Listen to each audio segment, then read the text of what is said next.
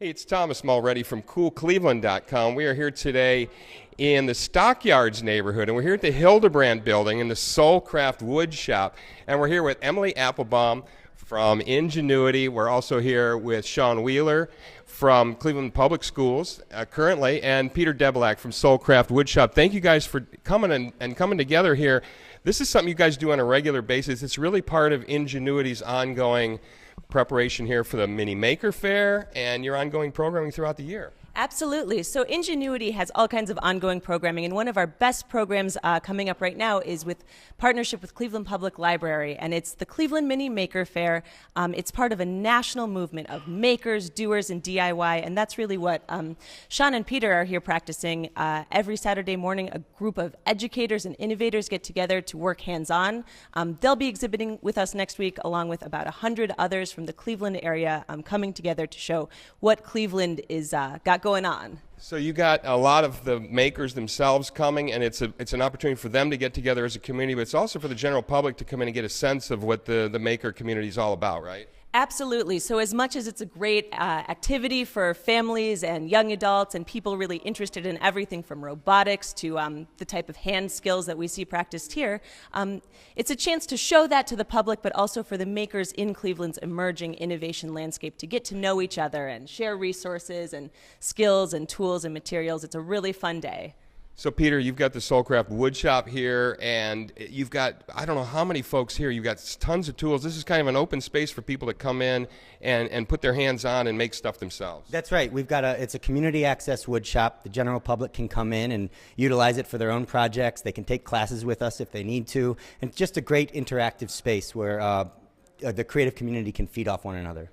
And Sean, you've been working with them here as an instructor and as someone who really knows what they're doing. You started an innovative program in a local high school here, right? And I don't know if you got a little frustrated, but you kind of went off on your own and said, this is a great program. We're going to get it going. Yeah, exactly. I started with kids building chairs in my English class, and then we went on to come to the woodshop to learn how to become better learners.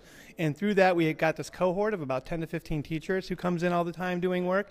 And we've been having fun being novices and learning like that, which is a real part of the maker's spirit.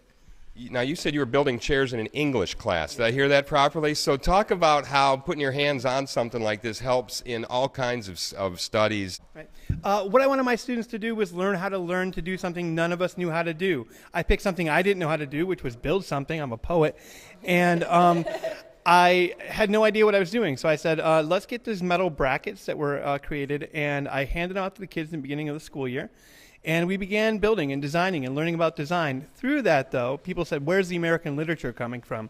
You know, when kids got stuck, we read Self-Reliance by Ralph Waldo Emerson, but rather than writing the essay, we became self-reliant through our hands and through what we did. And it picked up. You know, people caught onto it because the students are tweeting it out naturally. And it's a project that kind of took me way further than I thought it would, but it's a great example of learning by doing. Right. So Peter, what kind of projects do people come here? Do they know what they're going to do when they come in? Do you help them pick a project? It's a mix. A big part of what we do here is a design element. We don't just give pre-designed projects and hand over a cut list. It's not about learning the skill sets of the machines. So our classes are structured where the students, regardless of skill level, come in and pick their own projects. And we teach them the basics of the materials they're working with, some basic design principles, and then we say have at it. And they have to go through that interactive problem solving that's required in design thinking. So our students go through that process. Our members do the same. We also work with a lot of community organizations to rethink design in a lot of different fields, not just the hands-on. This just happens to be our conduit for doing so, but it can happen really in any sphere in the city. You got a lot of equipment here. I don't know, are you going to be able to bring a lot of this down to the Maker Faire? What are you going to be doing at the Maker Faire at the Cleveland Public Library? So we'll kind of have two strains. We'll have a vendor booth that's occupied by students and members of Soulcraft Woodshop, people who months ago had no experience but now are making commercial quality products, and we'll be selling that. And then together, Sean and I will have a kind of an education booth that talks about our collaborative efforts as well as the individual efforts of what's going on in the broader Cleveland design scene in this intersection of education and making, as well as at Design Lab and here at Soulcraft Woodshop.